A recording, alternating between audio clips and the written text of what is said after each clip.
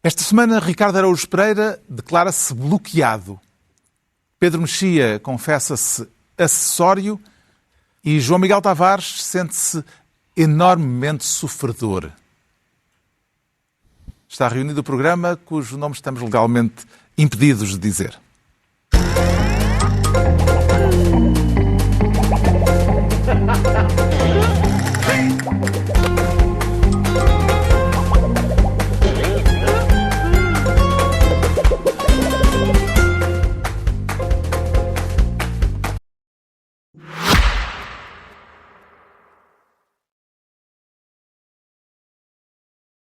Quando o silêncio ocupa a cidade, algo fantástico acontece. O que é esse amor? Surge um novo mundo para descobrir. Chegou o novo Toyota CHR Plus, um SUV 100% elétrico com até 607 km de autonomia. Descubra a confiança elétrica do novo Toyota CHR Plus em toyota.pt.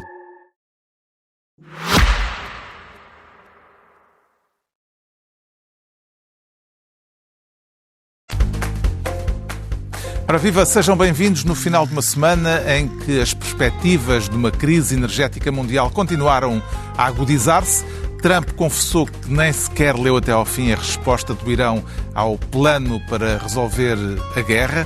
A trégua, diz o presidente norte-americano, está agora em respiração assistida e o Estreito de Hormuz continua fechado. Esta foi também uma semana em que Passos Coelho voltou a zurzir no governo, em que o PCP voltou a ser zurzido na sequência do comunicado lacónico que publicou a propósito da morte de Carlos Brito, e uma semana ainda em que Montenegro, depois de ir acender uma vela a Fátima, recebeu Ventura e Carneiro em busca de um milagre. Um milagre que salve o pacote laboral, eventualmente. E é por aqui que começamos com o Ricardo Araújo Pereira no papel de Ministro da Escravatura. Será caso para tanto, Ricardo? Dizem que sim, Carlos. Dizem que sim. É uma palavra que tem sido usada para definir o pacote laboral. Mas já se falou em escravatura e tudo? Já se falou em escravatura. Houve várias vozes a falar em escravatura. E a questão é a seguinte. Uma dessas vozes foi André Ventura. Ventura que já não exige a redução da idade da reforma, já não é uma linha vermelha. Mas aí é que está. E já fala na negociação de uns dias de férias adicionais para que o Chega possa aprovar as alterações às leis do trabalho. Ainda há margem de manobra para Ventura e Montenegro se entenderem? Eu queria objetar a este começo in media res, porque eu gostava de ir ab ovo. Meu Deus. Acho que vale a pena irmos ab ovo, Carlos, que é... Que narratólogo. É que o André Ventura começou por dizer sobre o pacote laboral que greves é que são uma chatice. Isso tem que acabar é as greves. Depois disse, não se pode, realmente o pacote laboral, se calhar não, saiu uma sondagem a dizer que não, e ele disse, pois não, isto não pode ser bar aberto de despedimentos. A seguir disse, vamos antes baixar a idade da reforma, bar aberto de despedimentos tudo bem, vamos baixar a idade da reforma. Depois disse, calma que eu não disse em quanto, podem ser só uns meses, baixar a idade da reforma uns meses. E depois disse, e se forem umas férias adicionais? Só que podem baixar só uns meses a idade da reforma e as férias adicionais, ele foi à CNN participar numa simultânea de xadrez com quatro comentadores, da ganadaria do Dr. Brito Paes. Quem ganhou? Ganha sempre ele. E ele na CNN então disse que o pacote laboral era escravatura moderna. Aquilo era escravatura.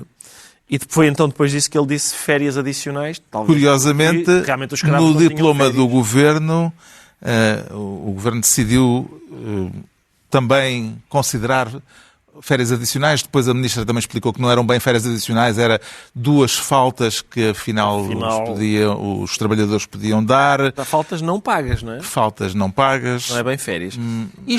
Mas entretanto, o Governo agora está aberto a negociar com o PS, que tem uma ligação ao GT, que considerou isto escravatura, e com o Chega, cujo líder disse que isto era escravatura. Eu não sei, pode ser que haja uma reviravolta enorme, mas quando o ponto de partida da negociação é isto que o senhor me apresentou é escravatura, é equivalente à escravatura, quer dizer, Não sei se há muita margem para negociar. Acredita que ainda há espaço para um milagre no Parlamento, João Miguel Tavares, depois das 900 horas fracassadas na concertação social? Bem gastas, sim. Só se der jeito a André Ventura e a matemática de André Ventura, como o próprio Ricardo acabou de descrever, não é muito fácil de acompanhar. Porque ele, ao mesmo tempo, puder-se-á dizer que isto dos reformados e das reformas é para apanhar o famoso voto dos reformados e dos pensionistas, que é um voto muito, muito importante. E é verdade que André Ventura ainda entra melhor. Mas foi crucificado pela opinião publicada. É Acho isso. que nunca foi tão atacado pela direita até hoje. Ou seja, ele anda à procura dos votos dos pensionistas, com muita gente, até porque o voto dos pensionistas é daquelas coisas que ainda vão mais ou menos permanecendo na área da esquerda do PS. Sim, sim. Mas, ao mesmo tempo, eu acho que o impacto na opinião pública da questão das reformas é muito, muito importante também para ele.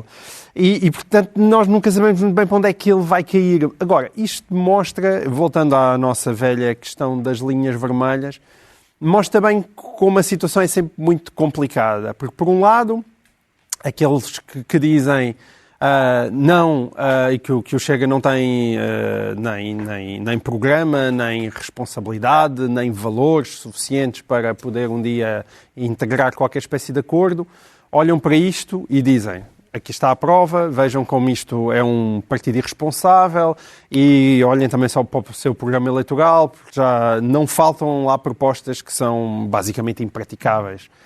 Mas o outro lado, imaginando as pessoas que apontam como eu o problema das linhas vermelhas, é: este governo não tem os votos.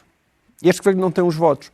Para quem acredita que o sistema está em causa e que o regime tem que se começar a mexer e que a democracia tem que começar a dar resposta aos problemas das pessoas, este governo vai navegando, tenta de vez em quando casar-se para um lado, tenta outras vezes juntar-se para o outro. O que é que tu perguntaste que eu não percebi? A questão é mexer-se, sim, mas em que direção? A resposta é sempre a mesma. Esta pessoa está doente, é preciso fazer qualquer coisa. Podem ser lesmas, podem ser várias formas de medicina arcaica. É que o problema, pelo menos na minha perspectiva, quando eu analiso os problemas atuais, quando tu dizes o mexer-se em que direção, já apetece dizer em qualquer uma, mas mexe-te. Porque o problema é a paralisia do sistema. Mexe-te um bocadinho. Acho que pode ficar pior. Nada. Não, pode ficar pior, mas a paralisia é um apodrecimento do próprio sistema. Eu tenho dúvidas que isso não seja o pior de tudo. Provavelmente é isso que nos divide. É esta sensação de isto não anda, isto não mexe. Eu voto neste, não mexe. Eu voto neste, também não mexe. Eu voto naquele, também não mexe. Note-se, eu acho que votar em André Ventura também não mexe. Porque... sim, e isso é a maior preocupação que existe, mas deve ser um problema do qual nós tenhamos consciência. Tu refutas-te a ti próprio com os teus argumentos. Quem é que precisará mais, Pedro Mexia? Quem é que terá mais necessidade de um alibi político para a decisão que vier a ser tomada a este respeito na Assembleia da República? Toda a gente precisa de alibis políticos, porque naquela triangulação com que estamos a viver, aliás, vamos falar daqui a bocado da Inglaterra, é muito difícil. O bipartidarismo tem muitos defeitos, o bipartidarismo tendencial tem muitos defeitos, mas há países europeus que têm governos com coligações alargadíssimas. Agora, não sei, é na Dinamarca, não é? Que o primeiro-ministro vai ser de um partido que teve 10% nas eleições e que ficou em terceiro, ou coisa do género. Portanto, são outra cultura política, diferente, não estou a dizer que seja melhor necessariamente, e, portanto, vai sempre haver aquele jogo do PSD se reinventar como o partido do centro. Mas está tudo a tentar não ficar com uma responsabilidade qualquer. Sim, mas deixa-me dizer que, em termos de inconstância e de fugir às suas responsabilidades, também não compreendo que Luís Montenegro diga ao mesmo tempo que isto é uma legislação fundamental e a seguir diga que não é o fim do mundo se não passar. Claro que não é o fim do mundo. Já estamos cá desde o Afonso Henriques, não é provável que seja um pacote que nos derruba. E, portanto, também não é uma declaração muito séria, parece-me a mim. Entregamos ao Ricardo Araújo Pereira a pasta de Ministro da Escravatura. O João Miguel Tavares quer ser desta vez ministro das histórias da carochinha, e quem é o João Ratão a correr o risco de cair no caldeirão? O João Ratão desta história da carochinha está muito bem identificado. Eu acho que é Luís Montenegro. Não há Isto é a propósito de mais uma investida de Passos Coelho contra o governo do seu próprio partido. Sim. À porta fechada? Sim. Isso. Como é que interpretou a frase? Estranhamente veio cá para fora. A frase dita em privado pelo antigo Primeiro-Ministro, mas que veio a público. Sim. Já não tenho mesmo paciência para histórias da carochinha. Não há grande coisa para interpretar no sentido em que ele foi bastante explícito e direto. Ele depois esse é fez dos a exegese encantos. da sua própria frase. Ele fez a exegese da sua própria frase. Aliás, até deu um exemplo de uma história da carochinha com a qual eu não posso estar mais identificado, que foi o bónus, agora que parece que se tornou moda. Vamos ver o que vai acontecer este ano. O bónus ao reformado, quando chega ali por volta de outubro, já houve 2 anos consecutivos, e ele pergunta, e bem, se nós temos um problema, fazemos as contas da Segurança Social e achamos que daqui a 10 anos não sabemos bem onde é que está o dinheiro para pagar as reformas, que sentido é que isto faz, não é? E essa é a grande vantagem de Passos Coelho. É verdade que isso também ajuda o facto de ele não estar comprometido com nada, mas também é verdade que quando esteve no governo ele teve a coragem de fazer coisas que eram impopulares. E, portanto, a definição de história da carochinha, que ele próprio explicou, é esta. É preciso fazer reformas e é preciso fazer uma outra coisa. É preciso que os políticos convençam as pessoas que é preciso fazer reformas, que é a parte muito difícil. E é desta segunda parte que os políticos fogem, nomeadamente Luís Montenegro. E o facto disto ter vindo a público, sendo à porta fechada, que comentário é que lhe merece? Quer dizer, a cerimónia o evento era público, mas os jornalistas ficavam cá fora. Eu não sei quem passou, foi o Observador que contou esta história, não sei quem é que passou, mas eu acho que hoje em dia basta ter um telemóvel e carregar no REC e eu acho que as coisas ficam lá registadas. Nem é preciso estar a dizer mais ou menos o que é que ele disse, pode-se simplesmente registar as palavras, mas eu celebro.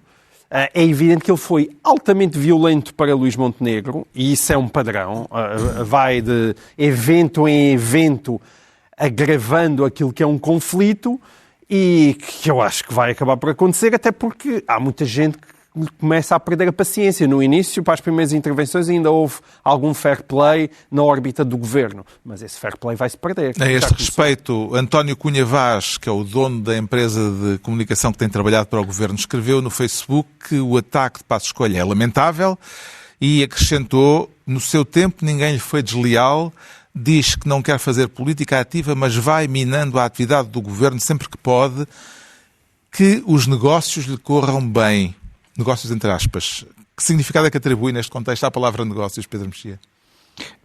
Talvez sejam os negócios estrangeiros que não estão a correr muito bem, mas isso é ao governo. Mas não sei, e as aspas também não percebo, portanto, não, ou aquilo era consubstanciado com qualquer coisa, ou então é daquelas bocas que se toca e foge. Mas deixa-me só dizer que o João Miguel está a dizer que as reações do governo foram primeiro com fair play e depois hostis.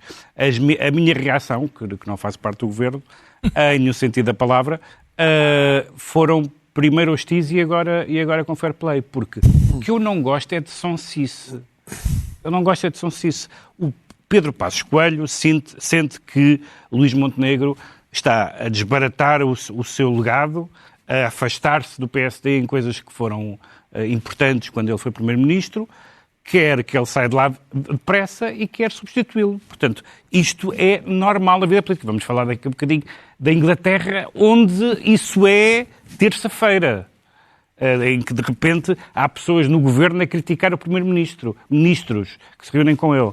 Portanto, eu acho isso normal. Eu irritava-me com Passos Coelho quando ele estava a ser sonso, a dizer, eu não disse isto com nenhuma intenção, não, ele quer o lugar.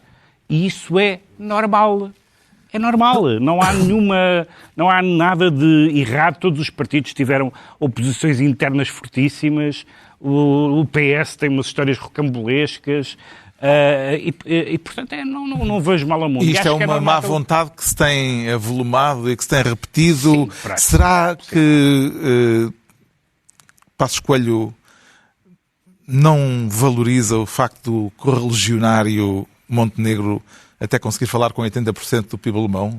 Bom, para já não valoriza isso, com certeza, nem ele nem a comunicação social, que na semana passada fez uma grande desfeita ao Primeiro-Ministro quando ele esteve a falar perante muitos... Felizmente, houve quem valorizasse. Houve quem valorizasse. E muito. Não há dúvida nenhuma. E parece que é um dos programas mais vistos. Pois é. Pelo menos fizeste justiça. Ele agradeceu-te? Não, é assim, ouve lá, mas eu também não pratico as ações para pensar na recompensa. Assim. Mas eu acho significativo. Já percorreste metade do caminho que é preciso. Não é? Sabes que eu tenho grandes afinidades com o teu clube. O meu clube, sim. O problema do Passos Coelho, eu percebo que ele não esteja As para... afinidades mais importantes agora. São. Sim. Aquela para a qual tu não tens, na verdade, não é mais relevante. Mas isso é toda uma outra conversa. Exato. Mas são diálogos marginais, não interessa. Não perceber nada. Como assim diálogos marginais? Não perceberam isto? Eu acho que isto... Estas pessoas que já nos acompanham há 18 Se as pessoas sabem que vocês... 19 anos. Quer dizer, que o Pedro é católico. Tu és católico tirando a parte de acreditar em Deus, não é? É uma coisa... E estou a tentar trazer bizarra. É porque eu acho que tu já lá estás. É cerveja sem álcool. Exato. Mas Nada disso. eu percebo que ele não esteja farto de histórias da carochinha, porque as histórias do Passos Coelho que ele prefere são mais dos irmãos Grimm. Aquelas, eu acho que ele sempre teve mais queda para esse tipo de histórias que têm, enfim, são meio tenebrosas, mas... Eu quero é ver o João Ratão no Caldeirão. Pois, mas é isso, é esse ponto em que eu não concordo com o Pedro, porque o Pedro diz, eu não gosto é de sonsice, eu concordo. Eu não tenho a certeza de que isto não seja sonsice, porque o Passos Coelho ainda não disse claramente, ele não disse... Histórias da carochinha é um ataque direto, não há dúvida, mas ele ainda não disse claramente, aliás, tem dito o contrário, ele não disse claramente, sim, eu estou interessado no cargo deste senhor. É isso. Sai que é para eu entrar. Ele não disse isso claramente, antes pelo contrário. Ele diz, não é preciso, nem tu. Não tem condições. O que ele está a fazer é mensalmente, pica ao ponto. Não se esqueçam que eu estou aqui ainda. Este foi maio, não é? Estamos em maio. Mas porquê que em junho vai haver um lançamento de um livro ou uma coisa qualquer. Porquê é que tu não sentes também, sou eu que sou ingênuo, porquê é que tu não sentes que o homem pode achar que teve um papel político importante, esteve à frente do país numa altura crítica, foram precisos fazer muitos sacrifícios nessa altura, e o homem sente mesmo uma responsabilidade de intervenção política para dizer, olha, isto está mal. Porque me parece... Achas que não? Estás a ver? Porque me parece é só esse que, passo que tu tens que dar para começares a acreditar. Parece-me que, de facto, ele está interessado no cargo do Passos Coelho, no cargo do Montenegro, ele está a sonhar com um futuro em que o Montenegro cai e ele até porque ele tem trabalhado muito esta imagem messiânica. Agora disse até que só ganhava 2.000 euros por mês. Ele só ganha 2.000 euros líquidos por mês, coitado. Só tem uma manta para cobrir os joelhos. Já ouvi esta história. E, portanto, mensalmente... Para ele começar a fazer a rodagem do carro. Ele, exato, ia à praia com um saquinho de plástico. É um homem simples. Portanto, este foi o picar do ponto de maio. Eu acho que foi o picar do ponto de maio. Em junho voltamos a falar. Há de haver outro lançamento de livro em que ele vai dizer coisas, quer a imprensa lá esteja, quer não, vão acabar por coisas importantes. Muito importantes. O João Miguel Tavares fica então Ministro das Histórias da Carochinha e é a vez do Pedro Mexia se tornar Ministro do Apesar. E há apesar nesse apesar ou nem por isso, Pedro Mexia? Há um pesar com um apesar, são as duas coisas. Isto veio a propósito da reação oficial do Partido Comunista à morte do histórico Carlos Brito, uma reação que teve apenas 3 linhas, com o título, vale a pena sublinhá-lo, o título, então, é a pedido de vários órgãos de comunicação social sobre o falecimento de Carlos Brito. Será que o PCP admitiu, com este título, a possibilidade de ficar em silêncio sobre a morte do seu antigo dirigente, se a comunicação social não lhe tivesse perguntado nada a esse respeito? Eu vou começar com uma declaração que vai surpreender as pessoas lá em casa, como o João Miguel gosta de dizer, que é: eu não sou comunista. É um choque que eu tenho preparado para vós. Não sou comunista, mas o Carlos Brito esteve preso e fugiu da cadeia. Foi candidato presidencial, embora não tenha chegado às eleições. Foi deputado. Líder parlamentar. Foi diretor do Avante. E foi... Há aqui mais qualquer coisa que eu não consigo ler a minha letra. Foi muitas coisas do Partido Comunista. A partir de certo momento, como aconteceu em toda a Europa, ele achou que o Partido Comunista devia enverdar por uma linha diferente. em toda a Europa isso aconteceu nomeadamente em Itália, então, que era um partido comunista mais forte da Europa. A sua linha perdeu e ele não se sentiu identificado com o Partido Comunista e saiu como... As pessoas não estão presas a um partido, não é? Ele até quando estava preso fugiu, portanto... E a reação, o silêncio do Partido Comunista é a reação típica de quem morre socialmente de quem saiu morreu. Quem saiu morreu, não é? Isso já fazem há muitas décadas em muitos países. Mas, apesar de tudo, há militantes e militantes. O Carlos Brito era uma pessoa, para já que não tinha... Acho que ninguém detestava o Carlos Brito, não era uma pessoa... Eu fiquei com simpatia, eu não o conheci, mas fiquei com simpatia com ele quando li o livro sobre o Cunhal, que é um livro zero revanchista, portanto podia-se dizer, ele vai escrever aquilo para ajustar contas. Não, é um livro bastante interessante mesmo, foi o único livro dele que eu li. E o facto das pessoas terem saído, para já o facto a morte é uma espécie de trégua, não é? Uma pessoa que esteve durante anos ao serviço, seja do que for, podia ser de um clube, podia ser de uma empresa, podia ser e que se destacou nisso, não merece o silêncio.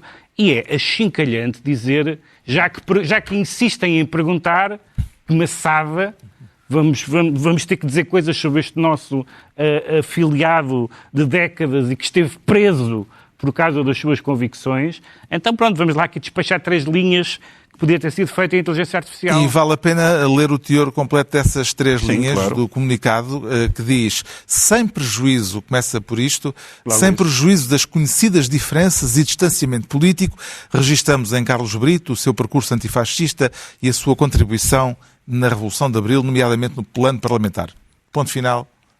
A primeira parte aplica-se a milhões de pessoas. Isto é uma reação seca, Ricardo Araújo Pereira, ou simplesmente sóbria, como veio depois dizer o secretário-geral Paulo Raimundo? Sim, eu acho que é várias... Sim, acho que os adjetivos que eu usaria...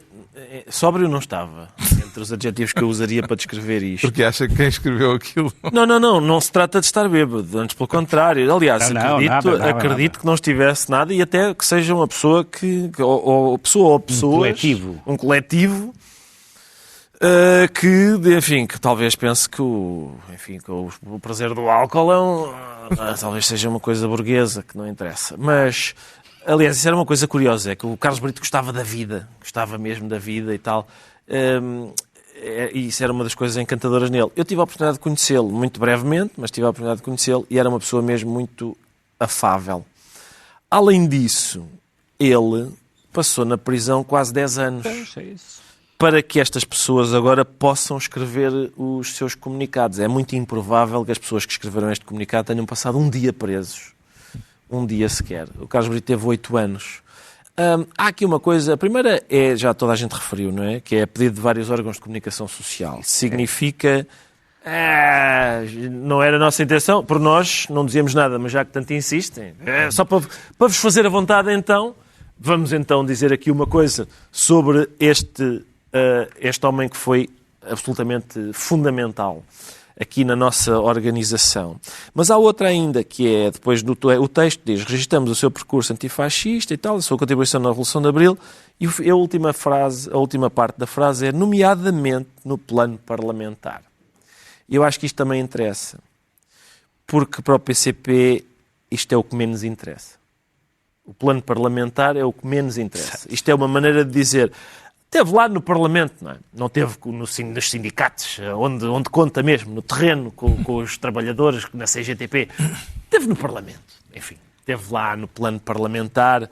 Sim, senhor. Sim, senhor. Devo lembrar que uma pessoa que não se afastou, tanto quanto se sabe, manifestou discordâncias em privado, isto é, dentro do partido, mas que não se afastou nem fez nenhuma declaração nesse sentido para fora e que também não foi propriamente, não foi esquecido, mas foi tratado com os mínimos olímpicos, foi o Rubén de Carvalho, nomeadamente a sua intervenção na festa do Avante, e foi uma coisa muito, ou seja, não houve uma homenagem propriamente a ele, houve alguém do Partido Comunista na altura que disse que a festa do Avante é um trabalho coletivo. Ok, claro que é um trabalho coletivo, toda a gente já viu como é que aquilo é feito, montado e desmontado, é realmente uma festa, uma atividade política também muito bem organizada, mas as coisas têm o rosto, e portanto há uma certa incapacidade, eu acho que é nestas coisas, nesta incapacidade do Partido Comunista deixar de fazer as coisas como faz desde sempre, não é? Que se nota aquele desfazamento que acho que só os prejudica. Eu não tenho nada contra que eles façam coisas que os prejudiquem, mas tenho pena em relação ao Carlos Brito, nomeadamente. Sim, neste caso concreto, há uma espécie de frieza que roça o desumano nisto. Há pessoas que tiveram... O comunismo tem uma frieza que roça ao desumano. Repara que a palavra comunismo, o próprio PCP já esvaziou essa palavra de várias maneiras. Por exemplo, a ditadura do proletariado já não está no programa, já há bastante tempo. E, portanto, agora, persistem aqui umas coisas como esta. Aliás, isto calha na semana em que a líder parlamentar, não é, disse que era uma pena a União Soviética ter acabado, porque foi excelente. Mas isto parece-me... há pessoas que disseram, pois, olha que surpresa, não é? Que surpresa. Apesar de tudo, sim. Podemos fazer esse cinismo. Olha que surpresa. Tendo em conta a história dele... Tendo em conta que era Carlos Brito. Sim, sim, que surpresa. Foi surpreendente. Vê alguma comparação, João Miguel Tavares, entre as reações que este comunicado gerou e as reações que houve ainda recentemente ao facto dos comunistas, durante um certo tempo, não terem conseguido usar a palavra invasão para falarem do que Putin fez na Ucrânia? É a mesma lógica mental. Vamos ver. Essa lógica mental tem a curiosidade de estar a desaparecer. E eu tenho falado muitas vezes aqui e lamentado que nós hoje em dia vivemos politicamente rodeados de pessoas que não acreditam em nada. Depois, há aquela pequeníssima aldeia comunista em que ainda tem pessoas que acreditam demasiado em certas coisas. Ora, nem 8 nem 80, e portanto é no meio termo entre uma coisa e outra que nós devíamos estar. O acreditar em si mesmo não é uma coisa má, não é? Sim, mas acreditar até tanto ao ponto que se esquecem de pensar pelas suas próprias cabeças e de olhar para o mundo na verdade é fazerem o que fizeram sempre. Não há nenhuma razão para o Partido Comunista ter continuado a apoiar o MPLA no seu estado cleptocrata das últimas décadas. Era hábito. Era como olhar para Moscou, era hábito. O Putin tem alguma coisa a ver com o comunismo. Mas isso apenas significa que tu não tens uma cabeça comunista. Fica então ministro do apesar. Estão entregues assim as pastas ministeriais por esta semana, mas antes de voltarmos à atualidade doméstica, impõe-se um desvio, mas tem que ser um desvio breve, pela política internacional. A que distância estaremos, Pedro Mexia, de ver cair o primeiro-ministro inglês Keir Starmer? Eu queria antes perguntar-te pela tua saúde, se estás bem, está tudo bem? Bem, obrigado. Pronto, porque realmente um tema de política internacional que não é posto no fim. Pronto, ficou só aqui. Ficou em cima da mesa. Este tema não foi escolhido por nenhum de vocês. É só para dizer. É verdade. E o seguinte também não. Mas espera lá, tu não conheces o moderador? Tu começas a mandar caneladas àquele vídeo? Não foi uma canelada. Nenhum dos três escolheu nenhum tema de política internacional. Não sei porque havia coisas. Então continuemos, vá. Porque havia coisas apetitosas. Ele está já a ficar irritadinho. O que é que tu me perguntaste? Ver?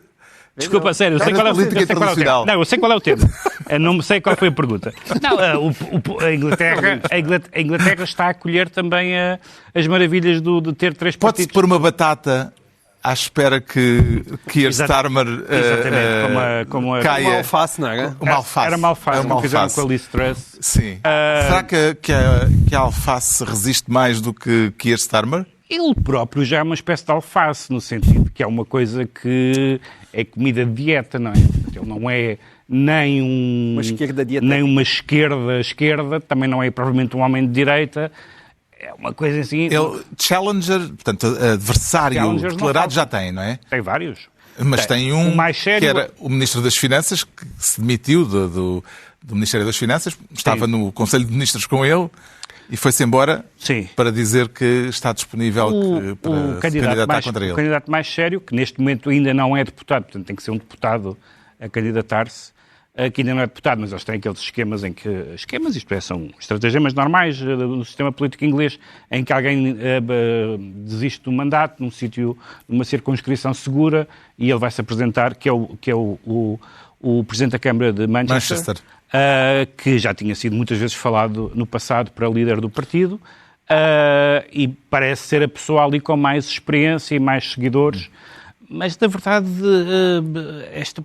na passagem que houve de um líder parlamentar, de um líder do partido à esquerda, tipo anos 70, como foi o Corbyn, até um social-democrata softcore como este, o Partido Trabalhista continua esfrangalhado e a perder a classe operária, ou o que antigamente se chamava a classe operária, para o Reform, portanto, para a direita nacionalista. O que é que correu mal a Keir Starmer, Ricardo Araújo Pereira? Carlos, eu acho que correu a Inglaterra mal, porque isto costuma ser habitual, não é? Esta coisa de o governo de um partido está a ser minado pelo próprio partido para se reorganizar e subir. Isso aconteceu várias vezes. Elementos do próprio partido a minarem o partido que está no poder. Costuma acontecer.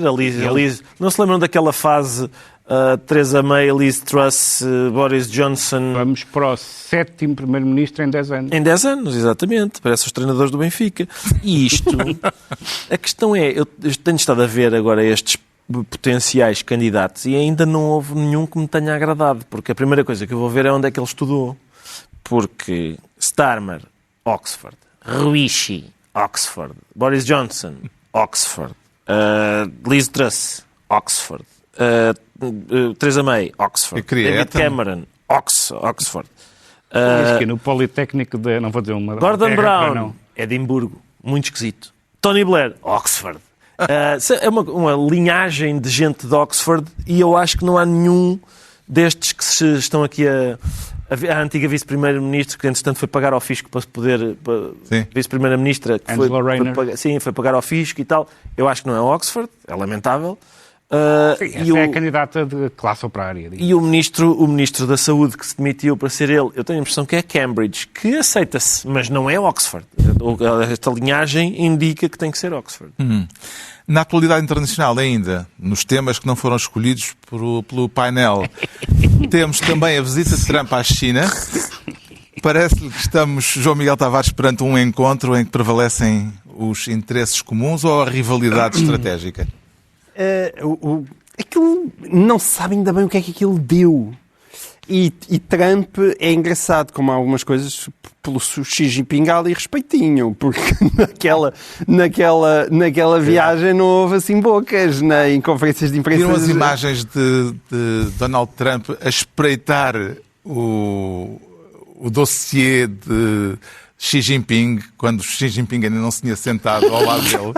Não deve ter vale a pena. Muito, não Foi é? tipo aluno cábula a tentar respeitar os apontamentos. Essas imagens estão a correr e são muito divertidas. Sim, mas houve ali um grande respeitinho, ninguém sabe ainda bem o que é que aquilo vai dar e ninguém sabe do que é que ali saiu. Supostamente vão comprar 200 Boeings. A primeira coisa que saiu foi a notícia de que Xi Jinping tinha dito: Taiwan não há cá esse negócio de armamento que vocês estão a fazer. Foi engraçado porque ele tinha dito que os Estados Unidos estavam em declínio, mas depois disse, como anfitrião, não, esteve em declínio com o Biden. Exato. E sobre o Irão, supostamente eles compreenderam muito bem, mas também não saiu dali nada. E então, eu acho que eles estiveram a discutir coisas, mas a gente ainda não percebeu. E é por essa razão que geralmente não se trazem temas de internacional para o Governo. É o que eu tenho a dizer. Não é ditadura das audiências? Avancemos então de volta à vida nacional para sabermos porque é que o João Miguel Tavares se declara enormemente sofredor. Haverá forma de ressarcir esse sofrimento todo, João Miguel? Tens que perguntar ao próprio. Eu estou aqui só por empatia. Eu até sei qual é o preço que é pedido para esse ressarcimento disto. Acho que sim. É verdade. Para o ressarcimento, parece que são mais de 200 mil euros, 205 mil, ouviu 205 mil euros de indemnização. Percebeu como é que foi calculada esta verba? Estamos a falar do julgamento que está a decorrer do processo de Sócrates contra o Estado português. Contra o Estado português ao mesmo tempo que a Operação Marquês está parada, porque então José Sócrates não tem advogado num lado, mas encontra uns advogados para conseguir interpor o processo no outro, e é muito engraçado. Atenção, os 205 mil euros acho uma pechincha, não sei como é que ele fez as contas, mas parece muito baixo. Achei o pedido muito baixo, aquilo não dá para pagar os parceiros de Coimbra, não, eu parece-me fraquito por esse lado e fiquei decepcionado. Agora, aquilo já valeu a pena para José Sócrates. Porque o Ministério Público, eu acho que ele já anda tão assustadinho e tão de cabeça perdida, que nas alegações finais, embora diga nós não tínhamos maneira de apressar mais, porque este processo era muito complexo. Com essa voz?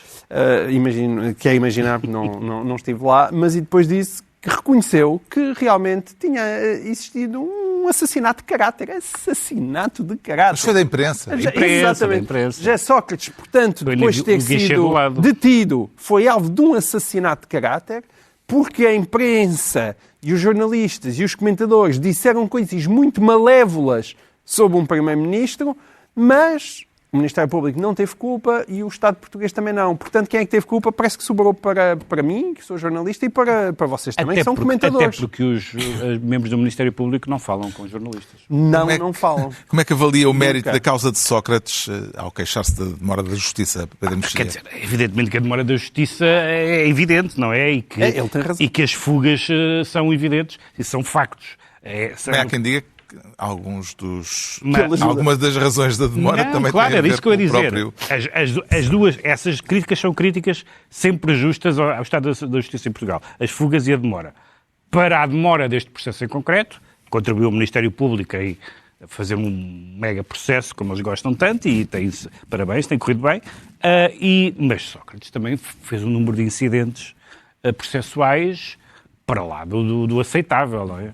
Como é que vê, Ricardo Araújo Pereira, a possibilidade deste caso de Sócrates contra o Estado português poder vir a ter um desfecho mais rápido do que o do Estado português contra Sócrates? Vejo com muito mal perder, Carlos, porque eu também sou o Estado português.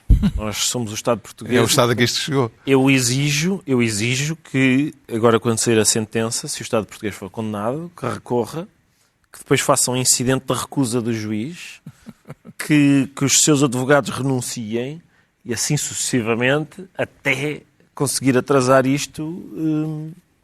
Mas seria irónico que este processo se despachasse primeiro que o outro. Sim. E ao mesmo tempo, tu tens num processo em que Sócrates diz que está-se a queixar que aquilo não anda. E tens um outro processo em que ele está a fazer tudo para aquilo não andar. E isto é em simultâneo. E num deles ele tem razão. Está esclarecido porque é que o João Miguel Tavares se declara enormemente sofredor. É uma expressão, aliás, dita pelo próprio José Sócrates, para contextualizar. Eu esqueci-me de explicar isso. Quanto ao Pedro Mexia, diz-se acessório. E o que é que distingue, neste caso, o acessório do essencial, Pedro Mexia? Não, pelo visto nada, porque o PSD tem uma forma interessante de negociar coisas com o Chega, que é dar-lhe esperanças. O PSD é aquilo que se chamava... nas gerações anteriores, em relação às mulheres, uma alhumase.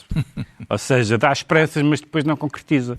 Que é a própria lei da nacionalidade, que a gente pode falar da hipótese da perda da nacionalidade como pena acessória. Votem umas coisas nossas que nós depois revemos a Constituição. Lixo. Portanto, o PSD, não só a pena acessória da perda da nacionalidade, mas promessas que deram esperanças ao Chega, o PSD tratou-as como acessórias. Acho eu que ainda bem em ambos os casos, porque não há uma urgência da revisão da Constituição e quanto à pena acessória de perda da nacionalidade, o Tribunal Constitucional votou por unanimidade. Portanto, acho que está tudo dito. Como é que vê, Ricardo Araújo Pereira, este desajustamento tático, e ele chama estratégico, mas é mais tático do que estratégico, entre o Chega e o PSD? Eu estou tão fartinho das táticas, estou mesmo fartinho das táticas e eu percebo que seja isso, que eles agora andam entretidos com isso. porque surgiu aqui um terceiro bloco e é muito chato, e se uma pessoa vota com eles é uma maçada, mas se não vota eles bloqueiam e tal. Por isso eu preferia assinalar que o livro do Miguel Carvalho, que aquele jornalista que escreveu um livro que se chama Por Dentro do Chega... Já estamos a saltar Como é que saltaste? Fiz um saltinho. É uma nova técnica? Fiz um saltinho que é esse livro. Ganda segue. Esse livro voltou já a estás ser... desesperado, não é? Voltou a Achas ter que a sua apresentação bloqueada numa autarquia qualquer, mas eu tenho a certeza que não é cancelamento. Isso não existe. Exato. Foi só cancelamento. Não interessa. Porque ele vai continuar a poder apresentar o seu livro Foi no outro lado. em Barcelos. Exato. Não vão de escada qualquer. Cancelamento do rabo dos outros. Não é cancelamento. Não é. De E antes certeza tinha que não sido é. em Penacova. Antes tinha sido em Penacova, agora em Barcelos. É uma coisa curiosa, que é a Quer autarquia... dizer, na verdade, cancelamento quer dizer, foi dada a autorização pelo município para usar um equipamento municipal retirada. e depois disseram, Depois quando retirada, aquilo sim. veio a público, que se calhar é melhor não. tinham que voltar. Não chegaram a dizer que não. Isso é mais engraçado. voltaram a pedir, não é? Voltaram a pedir que fizessem o pedido. Um requerimento. E Sim, esse requerimento é isso. chegou e nunca foi respondido. Com certeza, Portanto, foi uma claro. tática bastante... Exatamente. Lá está a tática. Sim, lá está a tática. Como é que entende João Miguel Tavares o facto de ter sido dada esta autorização primeiro e depois... Saltámos mesmo. Mas claro, então, mas quer dizer, havia mais alguma coisa para dizer? Não é? Sobre o Tribunal Constitucional e sobre a revisão constitucional, tanta coisa que eu tinha aqui preparada. Temos 7 minutos. Tinhas isso tudo. Não percebo. Houve um descontrole claramente deste programa nesta parte final. foi Vocês deste- estão mega rebeldes. Eu sou agora geralmente o que apanho. Houve Repara, um eu levantamento sou- de rancho hoje. pá. Não, houve. Ainda por cima, eu sou geralmente o que apanho do moderador. E estou aqui todo bem comportadinho e vocês hoje. Nada. são Fomos muito dois rebeldes. selvagens. Mas tinhas aí muito sumo sobre isto. Tinha. Mas diz-me. Não, O que é que era- me estavas a perguntar? Era esta questão de ter sido dada a autorização e depois ter sido terem surgido problemas quando a iniciativa foi tornada pública. Epá, sim, porque isto é ótimo para o Miguel. Eu estive com o Miguel até em Macau, o Miguel Carvalho, tivemos os dois a debater. Isto é ótimo para ele continuar a vender livros, porque aquilo é ótimo. Ninguém cancelou o livro sobre o É Sócrates. isso, pá, porquê? Porquê é que não há malta aqui que me impede de ir lá lançar o livro do Cancelem-me. Sócrates? Cancelem-me. Aliás, sabes que agora aqui há dias, o Sócrates, à porta do tribunal, citou um livro. E eu até recebi, leiam o livro daquele vosso colega jornalista, leiam aquele livro do vosso colega jornalista. E eu recebi mensagem a dizer, olha, o Sócrates fez publicidade Sabe ao que teu eras livro. tu. E vou ver, não, era o livro do António José Vilela. Pá, não era o meu. Garganeiro, Não pá. era o meu. Para Realmente. quando? Para quando? Ingratidão, Queimar um pá. livro. Queimar Sim. um livro para alavancar Querias as tu, pá. vendas. Vamos então aos livros, não é? Olha, Então, mas Ou livros. querem falar de internacional? Não, já. Pedro Não, Mexia. falámos a meio. Alguns livros são Mexia. internacionais. Comemos. Pedro Mexia, vamos falar de internacional? Vamos falar de nacional, o que se passa, sei lá, na Zâmbia, por exemplo. começa lá. Bom, Aposto que então o teu é vamos... internacional? O meu livro não. Quer dizer, é internacional porque o internacional, autor não é português. Internacional. Não, mas isto é um tema universal. E, portanto, tudo o bonito. que é universal... Como toda a literatura. Pronto. Ficámos a saber, portanto, porque é que isto deu este salto por causa daquela canelada que o moderador recebeu. E chegamos aos livros. Eu trago esta semana um volume brevíssimo, são pouco mais de 50 páginas, mas onde cabe a extraordinária erudição que está presente em toda a obra de Humberto Eco. O livrinho chama-se Reflexões sobre a Dor e o resultado, e o livro é resultado de uma conferência que Humberto Eco deu 2 anos antes de morrer. Ele morreu em fevereiro de 2016. Esta aula sobre a dor aconteceu em Bolonha em abril de 2014, num encontro dedicado aos cuidados paliativos, o que faz todo o sentido. O texto, publicado agora pela primeira vez, dá-nos uma breve história do modo como a cultura, nas suas várias vertentes, na filosofia, na poesia, na vertente artística ou religiosa, se confrontou ao longo dos tempos com a dor, com a ideia de dor, seja a dor física, a dor moral, a dor existencial, por aí adiante.